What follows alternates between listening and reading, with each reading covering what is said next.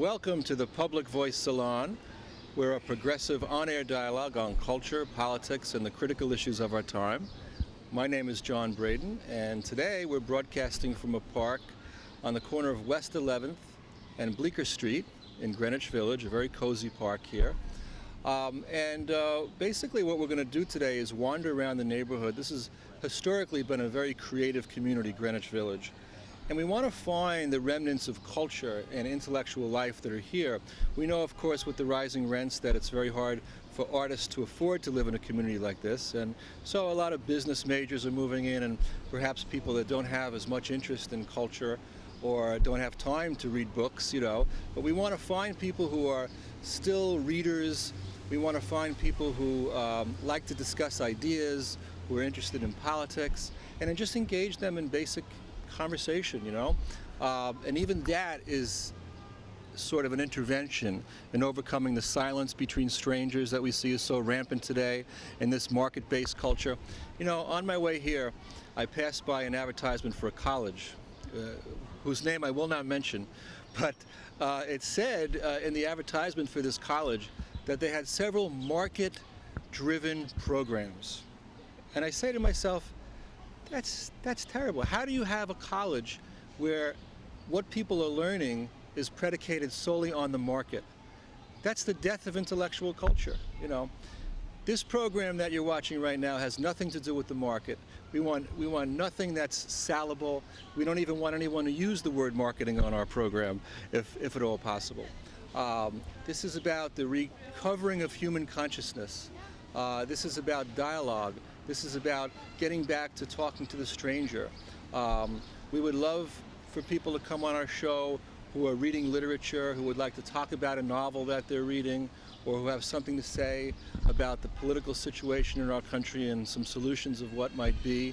We want to recover and recapture that lost intellectual culture that, especially New York and downtown New York, neighborhoods like Greenwich Village were very famous for.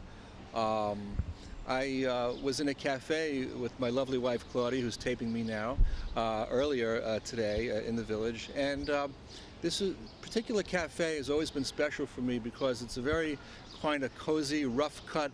There's the paint is like not perfect, and the floorboards are rough and raw, and it's very small. And the conversations that I've heard there over the years have been very fascinating. You overhear writers talking, you overhear filmmakers, and it's really a wonderful, wonderful thing. Someone just smiled at me over there at a table. That's a good thing. I like that. I feel less alienated right now at this moment, And as we look around, we also see a lot of fashionista type stuff that has infiltrated this neighborhood. I'm not for that at all. I think that we need to have real, more, less market-based, type stuff. I think if we had a shorter work week, that would be a lot better. I think if we had a better distribution of wealth in our country, that more people could have time to read and to cultivate themselves and to grow intellectually. But essentially, we know the status quo and the elites who run our country don't want that. They don't want you to grow. They want you to stay dumbed down. That's why our school system is, very dumbed down, from kindergarten through college today. They force a business major on people. They force marketing majors and all this stuff, which is really not learning. You're not learning anything.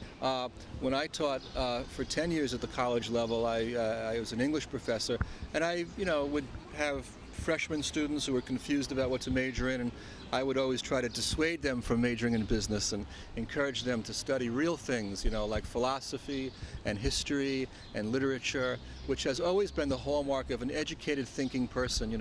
Now we're moving towards a country of non-thinkers, passive people, and we got to break out of that. We got to get back to reading books. We're hoping to encounter people today who are actually reading a book or have read a book that they'd like to talk about through dialogue, to uncover what is the story that they're reading, and also to hear about the lives of people. We want to capture people's stories, human stories with the show, through dialogue, through conversation. And ultimately, I would like to become different in this process, along with my wife, as we encounter people, as we grow, as we move forward in this very much like an anthropological project. Imagine if we were in the jungles of South America stalking indigenous people. We would be sort of hiding in the bushes. We'd be trying to, get the trust of people. Well, we think that creative people are endangered species today. Intellectuals are endangered species. Anybody who's not, a corporate major type person is an endangered species today. And especially in this neighborhood of Greenwich Village, which was once teeming with intellectuals and bohemians and readers and writers and thinkers, and now it's become, people go to the Magnolia, whatever. I don't want to say any names, but it's become very touristy. The popular TV show Sex and the City, which, down the street they film the show, and I'm interested in that too. I'm interested in what is it about that show that sparks people's imaginations. Maybe there's something good there. Young women see other women having a good time and going out and having cocktails and exchanging stories and being passionate about life. But I think that's only part of it. I think the other part of a show like that is very commercial. The Manolo Blahnik, how do you say those shoes? What are those shoes that they, Sex in the City? Manolo Blahnik, right? That's right. Okay. Those shoes, or sipping the Cosmo, it becomes all too much based on commercial. But I would like to say, what are those hopes that drive young people from around the country to line up in front of that house, right, where on 11th Street where the film was shot? I think there might be something also good there, something positive that we can channel towards a project of repair. People want to feel that their life matters. I think a big problem today is people feel invisible. Ralph Ellison wrote a book called The Invisible Man. It was a great novel, and he talked about the invisibility that black people felt, that there was something in the disposition of the eyes of the viewer that could not see them. Literally, they were, and I think a lot of us today, you don't have to be black to feel invisible. In our society today, we feel, even with all of the electronic gizmos and the Facebook and the iPhones and all that, I think we feel lost, and I think we feel invisible. I think nothing replaces the human conversation, the face-to-face, when you get to really feel yourself sharing your story, growing, becoming, along with others, becoming different. And that's what this show is all about, becoming different and recapturing intellectual life, discourse, and a project of repair and transformation. So thank you for joining us today. Here we see a sculpture that I've always admired by a sculptor named Chaim Gross. This was constructed in 1979. Chaim Gross was born in 1904 in the Carpathian Mountains in Eastern Europe, in an area which is now Poland. And this sculpture is called The Family, and it's depicting a harmonious family. Anytime I see a work of art like this, I think of the determination and the creativity and the craft that went into creating this work. And it's so wonderful that people in the public space can encounter this and can have a reaction to it, perhaps based on their own family. And as we know, families are sort of a double-edged sword. There's the good and the bad in families, and but this is certainly a vision of a better kind of family structure. And you see the husband and wife holding up the children there. This was actually dedicated to Ed Koch.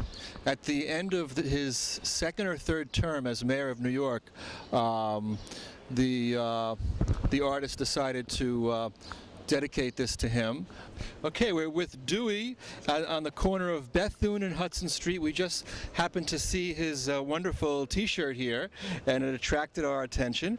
And Dewey, what do you have to say about intellectual life and culture in the village, and maybe what that might have to do also with your shirt? Well, the village, when I first knew it, was an area that one wouldn't come to because it was supposedly desolate and possibly a little dangerous, and it was the heart of the gay community. Now it's lost those qualities, and it's much more upscale. Okay. If you look at Bleecker Street, you have Marc Jacobs, you have Ralph Lauren, you have all the boutiques goodness. wealthy Madison Avenue boutiques opening up. So, and the neighborhood used to be much more integrated in terms of minorities. Okay. And now it has become primarily Caucasian. Oh my goodness. So, there has been a big change. I don't begrudge the change necessarily. I just hope that the rents don't go over the sky high. Well, we begrudge the change. We're trying to use this program to try to capture what remnants of artistic and intellectual culture and dialogue. We're so happy you've come on our show very spontaneously. Tell us a little bit about your shirt. This is a political message here that It was during the campaign of Kerry against Bush, and I took it upon myself to get Mr. Bush's official photo, and I made him into more of himself. Okay. And This is like the old Mad magazine. yes, right? yes, Alfred E. Newman? yeah. What me worry, Okay. which is. Yes. We all have to worry. But I never thought that Mr. Bush worried about anything. Okay. Except going clearing brush Yes. from his ranch. I mean, he was a president that had more days off than he was in actually the days spent in the White House. Yes. And ladies and gentlemen, I want you to know that George W. Bush was our first business major president. He had an Yes. MBA. That's what an MBA does. Yes. Okay, just to let you know. What do you do for a living? I'm an artist. Oh, that's wonderful. What kind of art do you make? Sculpture. Oh, that's wonderful. We just showed the Chaim Gross sculpture, the family. Chaim Gross. Yeah. How do you say the name? Chaim. Chaim. You see, I mispronounced it. I'm so glad we met. So now you told me Chaim Gross. Yes. That's fantastic. Any particular projects you're working on now that you want to discuss, or? Well, I'm about your art? doing a shaped canvas that may be for a restaurant, a prominent restaurant. Don't say the name. We don't want to promote I know. anything. Okay. In You're not Columbus selling out, are you, Dewey? No, at Well, Columbus you got to make Circle. a living. Okay. At Columbus okay. Circle. Indeed. Okay. Wow. And where did you study art? Cooper Union. Oh, that's a wonderful place. That's Yeah. a wonderful place. Totally scholarship free. Oh, that's fantastic. Right. Wow. Well, thank you, Dewey, for being on our show, and we're going to continue to go around and try to, dialogue with people and show things. And, this is like the complete opposite of your commercial shows. We're not Yeah. selling anything. We just want to try to save what's left of this village and keep that artistic and intellectual bohemian. Well, and you've helped us do it. Well, one of the problems is that west of Hudson Street, Okay. I mean, Yes. over in that section, Yes. is historically protected. Oh, okay. This section Sure. is not historically protected. Ah, okay. And you can have high rises Right, and right. and buy out of all the wonderful townhouses and have Oh my goodness. skyscraper Wow. condominiums in this section. Wow. here, Well, politically, we unfortunately. need to take action to make sure Yeah, that. we've been trying to Yes. get this Yes. protected. Write your councilman, write your congressman today. Right. Thank you, Okay. Dewey, for Thank being you. on our show. Okay, Bye-bye. have a great day. Okay, so now we're at the Brecht Forum today as we wander around the village and try to get some intellectual discourse and ideas about politics and culture going.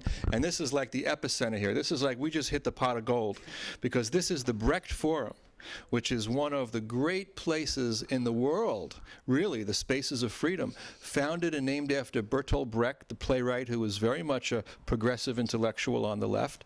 And we happen to walk in here, there's a major election going on that has to do with Uruguay and the National Party of the left in Uruguay. And we have two gentlemen here, Jorge and Marcos, and one of them is actually running for office. And they're going to tell us a little bit about what is going on today and what is their perspective on this election and what it's all about. Well, as we discussed before, this is an internal election Okay. for the Frente Amplio, which would translate as the Broad Front, a coalition of different parties, progressive, left, that is today for the second term in power. Originally, 8 years ago, Tabaré Vázquez was the first president of the leftist coalition, and then Mujica won the presidency about 4 years ago. And because every 5 years, there are term limits in Uruguay. You're only allowed to serve for 5 years. So Tabaré Vázquez had to give up his position, and Mujica won. And now we're going to start getting ready very soon for the next election. This is not a national election, as you mentioned. This is an internal election of the Frente Amplio, and Which is the political party of Uruguay. in power. This coalition of the left, and. The way it works is that the Frente Amplio is organized throughout the country and throughout the world through what are called comités de base, which are local committees, neighborhood committees as a rule. In our case, we have 2 committees here in the tri-state area. There's one in Toronto and one in Mexico City that form part of the regional number 2, which is North America and Venezuela, although in Venezuela they're not participating. Then regional 1 is the rest of South America, mostly Argentina, where there are a whole bunch of committees there. And is then the one in Colombia? My lovely wife Claudia is from Colombia. I have not heard. You have to work on that. I have the list of all the committees. I have not seen one in Colombia, but there should be one. There's always hope. Yes, and then in Europe, though. yes, That's many in Europe. In Spain, I know there are holding elections right now. In Sweden, in France, and also in Australia.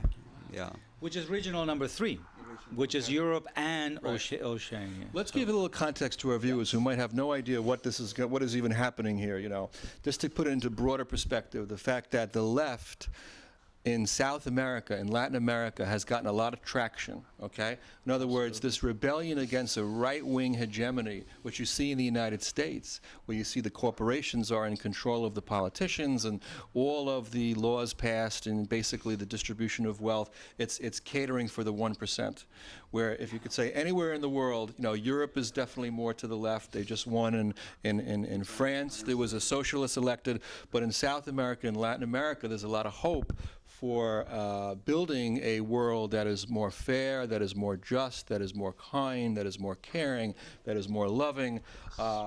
I'm a big fan of Paulo Freire, who was the Brazilian philosopher, and as an educator, he's very dear to me. He always taught in a way to critique the powers that be, to help the silenced find their voices, the oppressed. So we're trying to help the oppressed, and you're helping the oppressed because you're the one who's running for office. Tell us, and your name again was Jorge, and you are Marcos. Tell us about your campaign. Well, it's not. You're such a humble guy. You're not like this, like I'm running. I am the You have candidate. no ego. This man has no ego. You see, the left, they don't have ego. We need to set the ego aside. Okay. I think so. No, I would like to talk about. Well, yeah, that's true. I'm running, but I would like to talk about what I'm running for. In this political organization, the Broad Front, Frente Amplio in Spanish, there are delegates from all the, as he said before, comités de base. These are grassroots committees. And we send delegates to the national party convention. There are delegates from the grassroots organizations, the grassroots committees, and also from the different parties that compose this Broad Front. The Broad Front is a coalition of, as he was explaining before, of different political parties that belong to the left in different ways. They have many different stories. For instance, we have the Communist Party, we have the Socialist Party, we have the former Tupamaru guerrillas, we have some groups that come from the anarchists. There are many different sections, Christian Democrats as well. If you see here, all these different lists are representative of the different sections. For instance, poor are Trotskyists, we have Social Democrats here, the Socialists, so on and so forth. Yeah. Marcus, I want to ask you a question. Yeah. You would never tie your dog to the roof of your car, would you? No, I would. We have a candidate in the Republican Party in the United States who, I know. really, he put the dog on the roof.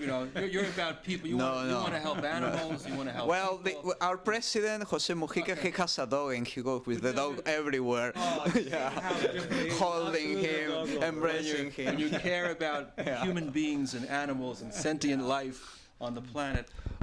Tell us about, you say you're studying at CUNY. Tell us about your studies. Actually, as a matter of fact, I'm here in the US because I came to do my PhD. I arrived in New York in 2005, but I left Uruguay much earlier. I left Uruguay in 2000. It was a period of notorious crisis. Between 2000 and 2002, many people left Uruguay after a big crisis that exploded actually in 2002. Wow. And was a consequence of neoliberal policies. Yes. And I left my country at that time. I left to Israel, which was, well, a very hard situation as well. Right. It is still today, never has ceased to be.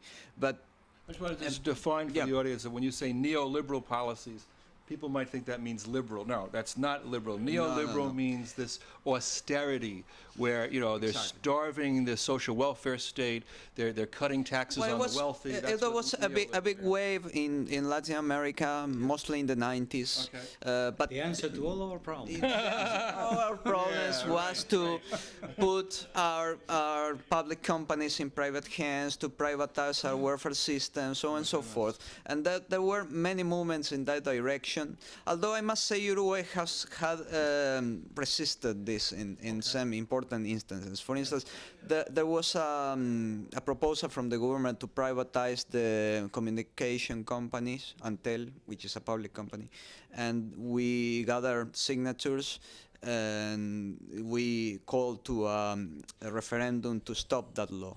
And that happened in 1996, I think. Okay. I'm not really sure, but that was a long time ago. And also that happened with an attempt to privatize the water resources, and also with an attempt to privatize the electric company. And so you voted against the exactly, because in Uruguay we have the ability to call referendums by popular initiative. Right. We gather signatures, and if we get to a certain number of signatures, the government is obligated to call for a referendum. The public is completely being left out of the United States of America. We have a media that's controlled by corporations. We have a two-party crisis. We have a crisis going on. We have a two-party system that's a fake choice. Yes. You're getting a choice between Tweedledee and Tweedledum because they're both the representatives of corporate power. And I just noticed a book on the shelf. You want to hold that for a second? Because I love this place. The Brecht Forum is amazing. Is this your first time here at the Brecht Forum? No. We've been here for a long time. The solidarity out of this place is just unbelievable. It's amazing. Look, you said it. One of the greatest places in the world. Look at this book here, Imperialism and Dependency. I think this says it all. We want to call for an end of imperialism in the world right now. Let's just do that while we're here, okay? No more imperialism. We see the mess. It's part of the Frente Amplio platform. Okay. It's written into our platform. Frente Amplio is anti-imperialist. Imperialism is what got us into World War I in the first place. Okay, because you had the race for colonies, you had the Germans, and you had the British, and you had the Dutch, and they were trying to see how much of the world that they could control, and that led to the bloodshed of World War I, which killed millions of people, which sowed the seeds for World War II, and then we have the atomic bomb. To end all wars. Right, exactly. We saw what happened with that. So this military-industrial complex has got to come to an end. We got to work on that, but thank goodness we have good people like you, humble people like you. You should be getting on mainstream media in a better world, You'd be on the Charlie Rose show. Tell us what you're studying at CUNY. Well, I'm doing my PhD in Latin American literature. Latin American literature. Oh, how wonderful, how wonderful. Claudia and I recently, we filmed a dialogue between the two of us on Gabriel Garcia Marquez. Oh, yeah. The 100 Years of Solitude. We spoke a little bit about that. Tell us a little bit about literature and some of your favorite writers and why. Well, I'm researching Uruguayan 1900s. It was a movement called Modernismo, and I'm very interested in the way anarchists play a role. I'm talking about a century ago. Anarchists were very meaningful in the workers' organizations. Communism wasn't that strong at that time. It was before the Russian Revolution, and my research has to do with the way they influence by setting up a network of publishing houses that was very integrated into international contacts, because the workers set an international organizations, the International Workers Organization. And this was an opportunity for cultural exchanges. And when in my research, I'm studying theories on sexuality in literature that came from the anarchist groups. For instance, theories on free love and theories about the family. Be careful. This is public access. I know. This is rated PG. We can't. These were theories that were highly discussed 1 century ago, really. And there were experiences in South America, like in South Brazil, there was a colony that practiced free love in 1890. Wow. Yeah, and my research goes around those topics. Yeah. Okay, that's very fascinating, and I love the fact that again, I want to just say to the public, I am not an anarchist, and I don't believe in that. But it's a study that intellectually it has a history, and I think dialogue is very important. The fact that we're having this conversation means a lot to us, that you've decided to come on the air today, very spontaneous, that we wandered into the Brecht Forum. The Brecht Forum is not privatized. No. It's not, there's no guard at the door. You can walk in here. It feels very human, you see all the books on the shelf. We took a class here with Stanley Aronowitz last year on the history of the left. The history of it was a fabulous course that was basically free, So anyway, both of you gentlemen, any closing thoughts on the future of democracy? Ooh, the future of democracy. Yes. Well, I personally been involved here in New York and the Occupy movement, and I think that from that movement, a new experience of democracy is coming out. And one of the things I tried to contribute to it was my Latin American experience. And for instance, in Uruguay, as well as in Argentina and other countries that have suffered the neoliberal debacle in the 90s, there were many experiences of collecting reappropriation of factories by workers, for instance. Yeah, there's that movie called The Take. Exactly. Right? Okay. And that's who made that? Naomi Klein. Yeah. Naomi Klein, yes. That is based in an Argentinian experience, but in Uruguay as well, we had our own factories, for instance, Funza and also Cristalerías del Uruguay, that were taken by the workers, and I brought that experience into the Occupy movement. I was involved in Occupy Wall Street en Español, and I know many people took examples from those movements. For instance, making a co-op here called the OccuCopy. It's highly based in the Latin American models of factory worker owned. Thank you. We're almost out of time. I just want to say, if you practice free love, always use protection. Yeah, of course. Make sure. Absolutely. But that was a big debate. I just want to tell you, there was no much protection 1 century ago. Think about it. Okay, before all these diseases. Yeah. Okay. Final thoughts on today, on this conversation on democracy. Well, what is that saying? It gets darkest just before dawn, so I don't think it can get any darker than it is, because as much as I have to vote for Obama, because what's the choice? Oh my God! Is Obama a choice? Right. So I don't even know if it's the lesser of two evils, but.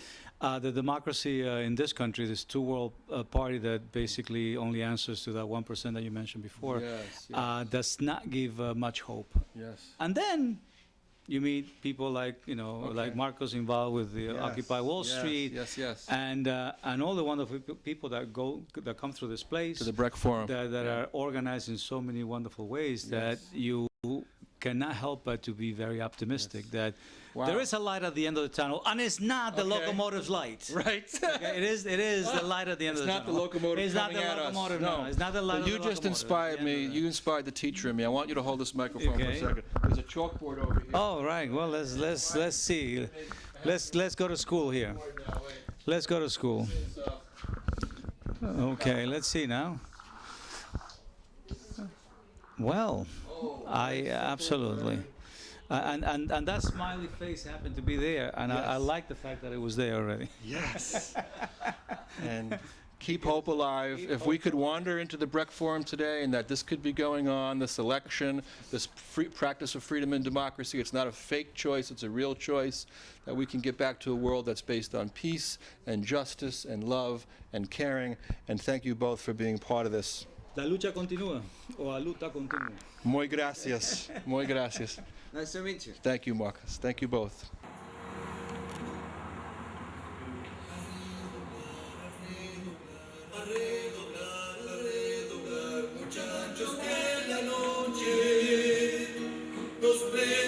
So here we are, we're at a local downtown bookstore, which is a treasure of intellectual life and culture, and we just wandered in there, and we met this young man, and in our quest here to bring back some intellectual life and culture to the public space in New York and to capture what remnants of this intellectual life is here. And just tell us a little bit who you are, your name, and maybe something about your reading life, perhaps. My name is Marlowe Mason. I used to live down here.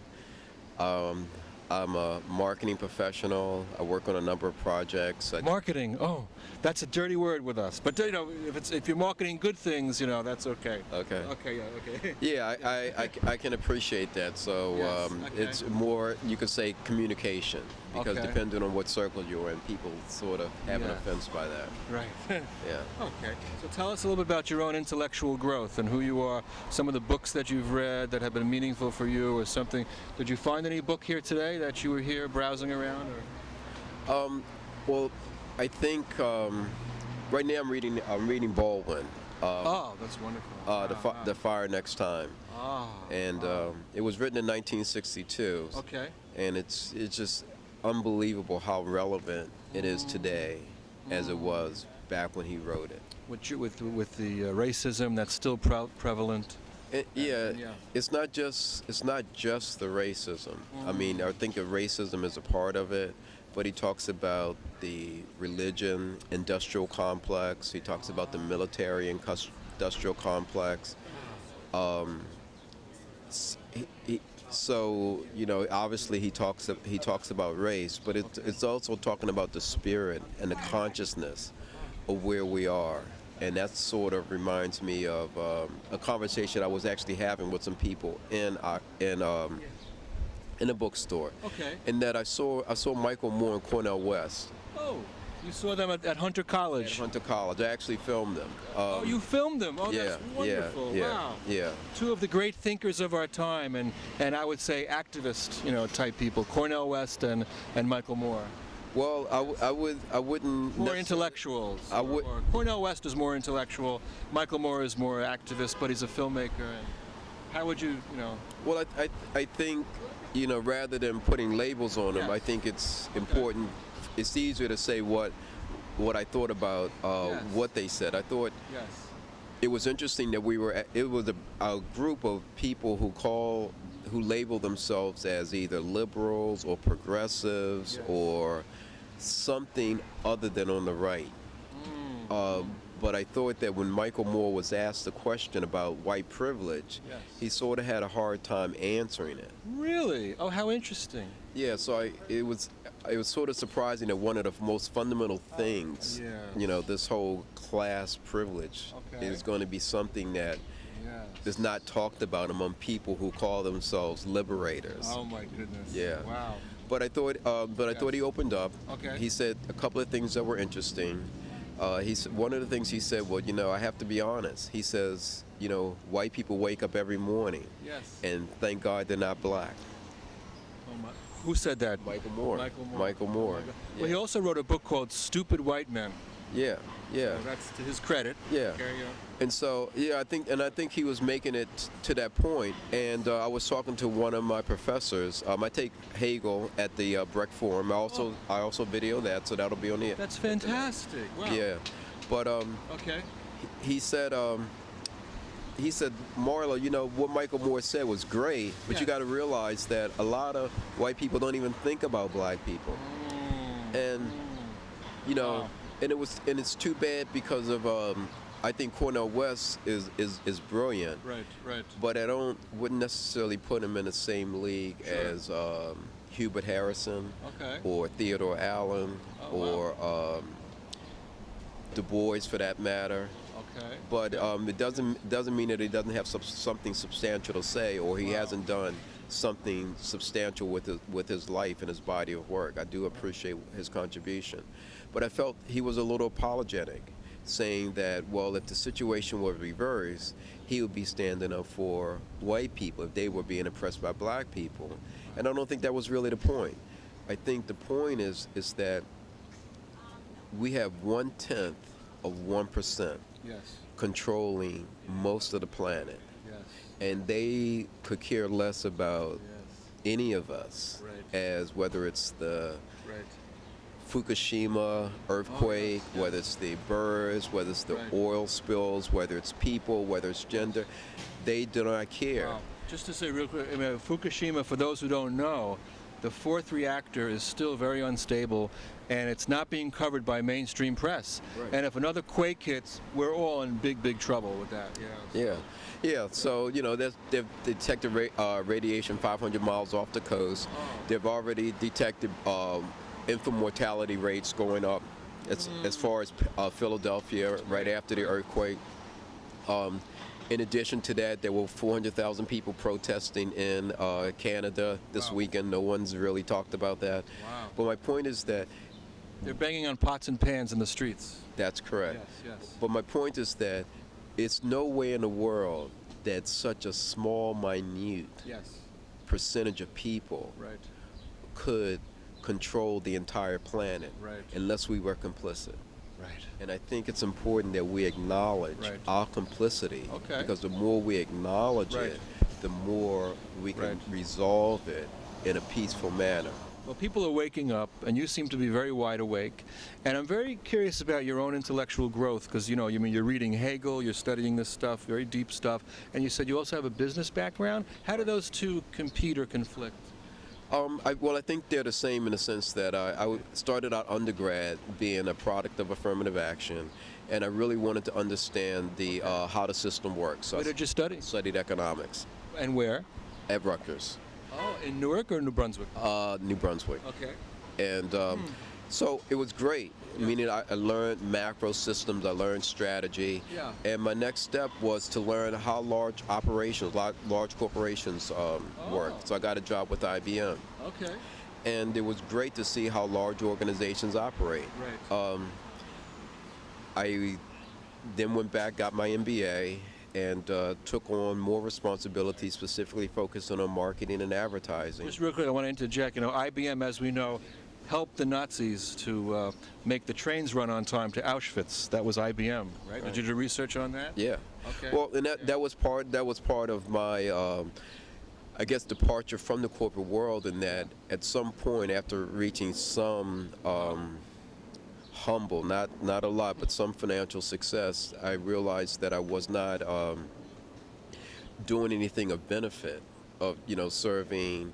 Like, I had been the benefit of affirmative action and people fighting for me, but I was just becoming another consumer. So it wasn't a very satisfying, rewarding lifestyle for me. Although I got out of the corporate grind. Is that? I did, but I appreciated what I learned. I learned communication. I learned mass communication, Sure. how to market, and I think that was great. Wow. But the downfall is that as I tried to help people on the left, I realized that they were not receptive to Oh boy. they Because you were in corporate America, they demonize you. Yeah. I've had the same thing, believe me. I recently got a real estate license because I want to try to make a few bucks. being an adjunct professor is not a living. You know, it's like the college janitor makes more than me. I taught at Rutgers, I taught at Montclair State as an English professor. So I recently got a real estate license, and now, you know, my intellectual friends, they're like, oh, you know, like business, you know. So it's like that dichotomy between either you're an intellectual or you're in business, you know. Right. I recently learned something about a philosopher named Alfred Schutz, who was a great philosopher, and Schutz, one of the things that he did research on music, and he felt that the way, and for example, in a band, if you look at he saw that as a metaphor for communication, making music together, that there's something in inner time, that there's a flux of experience, that's a metaphor. That was one of his great discoveries. But Alfred Schutz worked in a bank his entire career, and he did his other intellectual work on the side. So there is a way you can combine, I guess. Oh yeah, yeah. I am concerned, meaning that just figuring out how to find my place. Yes. But I am, I guess, frustrated because I do see a lot of silos on the left, where people are putting personalities above principles, Yes. and they're falling for the same Yes. divide and conquer. This is why the right is so together. You know, they're like, hey, good to see you. Everybody's sort of bonded together, where the left can be very fractious and splintered, and people are like holier than thou. And if you're not completely simpatico with my project, I don't want to know you. I think we got to overcome that on the left. And I agree, and I think part of it is really having a sound understanding of history, which has been or I wouldn't say history. That's his story as opposed to our story. There you go. Okay. But an understanding of His and her story. right, Yes. how Okay. things actually work. Yes. And one of the things that I find is beneficial is the work by Theodore Allen, in that he documents the invention of the white race, and he really brings it out as surplus labor out of England that created a buffer class Okay. in the Americas Wow. to separate the ruling class Yes. from everyone else. And we sort of look at this white privilege as something that's genetic Right, or ordained, Right. when really now that over the last 30 years, Okay. this class, this Right. buffer class, has had its privileges taken away, and that's Right. why you see Occupy Wall Street. Exactly. But at the same time that you see the Occupy Wall Street, you don't see a community between them and the African American community, the Latino American community, the indigenous people, Of course. or even the disabled. The largest community, one of the largest groups, are people that are disabled. We still siloed Oh ourselves. my goodness. And so all of us are like complicit Wow. in how we Wow. behave in keeping this structure going. It sounds And- like you're a uniter, not a divider. absolutely. Remember George Bush? He says, "I'm a uniter." We need unity, real unity, I think, on the left. And Right. one thing I learned recently when Chris Hedges gave a talk, and he talked about Wall Street and where it got its name. I was amazed by the fact that, I'm sure you know this, that Wall Street was a wall, a physical wall, to keep the Indians out. Right. And it was built by black people on slave labor. Yeah. I think that tells you a lot about the character and the ethos of Wall Street, even today. Sure.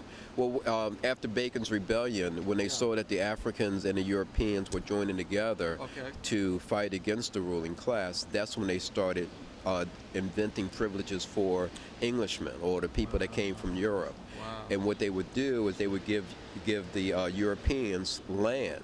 What they didn't say is that the land was on the frontier, so when the Indians or the indigenous people attacked, they would Right, attack them right. first. Oh my goodness. But it was enough of an economic benefit to stop one group from siding with the other group. And so we see this regardless of country. Right. We see it over and over and over again.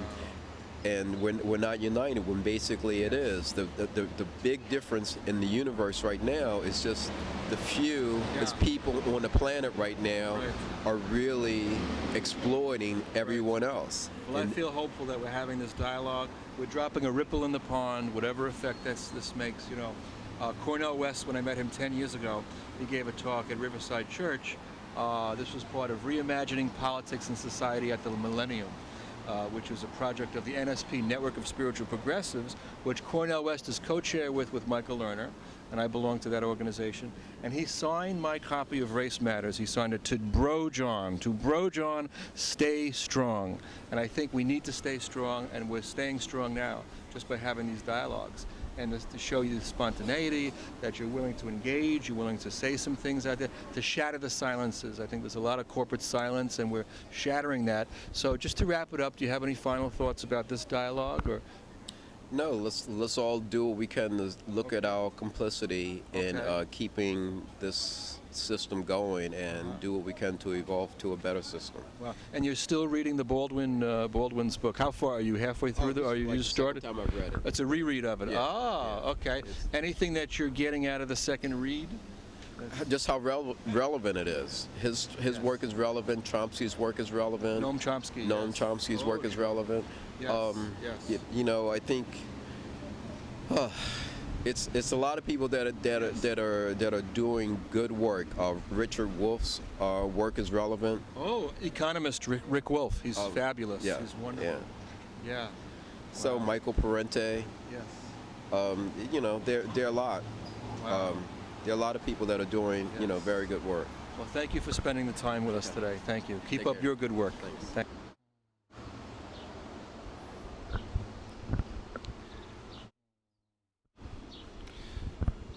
So here we are at one of the great cultural landmarks in New York City. It's a home where Thomas Paine once lived, and in fact, here's the plaque that shows that Thomas Paine was born in 1737. He died in 1809 on this site. This was the last place where Thomas Paine lived. And just to sort of reflect a little bit about Thomas Paine and why he was so important. You know, he was a writer, he was a revolutionary, he was a key person in the American Revolutionary War. He wrote a document called Common Sense, which was an essay, basically a call to arms, you know, basically saying enough is enough, the people have to rise up and overthrow this unjust, corrupt government. And the opening lines were, "These are the times that try men's souls," you know. He also fought in the French Revolutionary War. So this is a guy who believed so much in freedom that he fought both in the American Revolutionary War and in the French Revolutionary War. There's a famous anecdote where Benjamin Franklin made a toast and he said, "Wherever there is freedom, that's where I will be." And then Thomas Paine lifted his glass up and he said, "Wherever people are not free, that's where I will be." Another very interesting tidbit about Thomas Paine is that when he died, he was basically broke and he was very unpopular. His burial was in upstate New York, and I think about 8 or 9 people actually showed up at his funeral, despite, you know, how important a person he was. He fell in disfavor with the public because of the fact that he was an abolitionist. He was one of the first people to call for the freedom of the slaves, and for that he was not very popular. 2 of the people who showed up at his funeral were actually grave diggers too, so that's just to show you that. But this was a great American hero. It shows you also the power of writing, how a simple essay can spark a revolution. So Thomas Paine, Google him, research him, hold him dear to your hearts in these turbulent times that we live in now, because we need more heroes like Thomas Paine today.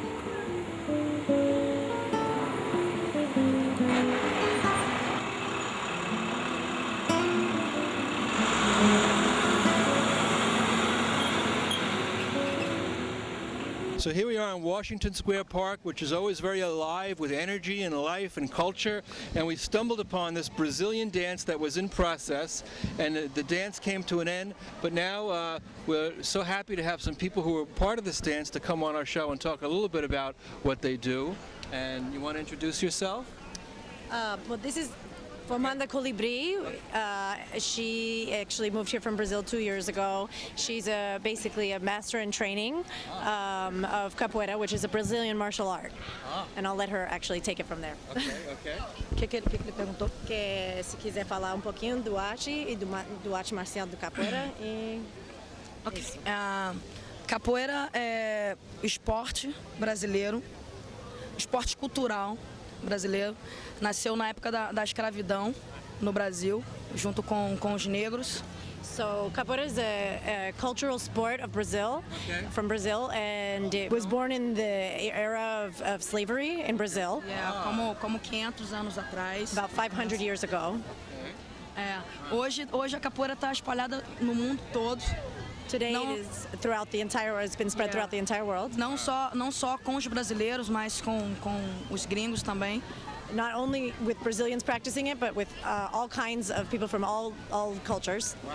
E é muito gratificante para nós, brasileiros, ver a nossa cultura espalhada em todo mundo e de igual para igual. Não tem diferença, eu sou brasileiro, eu sou melhor do que o outro. Todo mundo é igual. It's very gratifying for Brazilians to see that their culture has been spread throughout the entire world with all kinds of people from all roots, all cultures practicing it. And it doesn't matter whether you're Brazilian or you're foreign, to be practicing it, you're all equal. Wonderful. Could you do a little demonstration very quickly? Quer fazer uma demonstração? Eu posso chamar alguém para fazer? Pode. Posso? Okay. We'll just call a few people to come do it with us. Ok. Okay. So this is called a roda, which means circle. This is how we practice capoeira, and we're going to do a very quick demonstration. Okay. We would normally go on for much Wonderful. longer. Do your thing. Do your Okay, thing. thanks.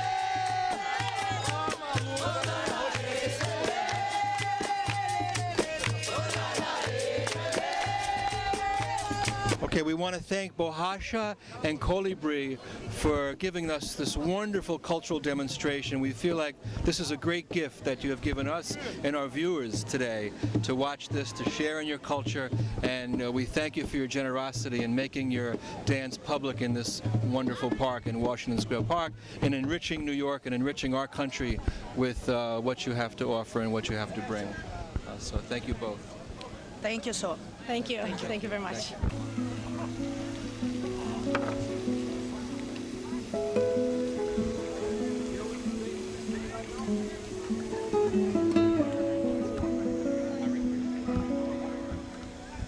So thank you for watching our program today.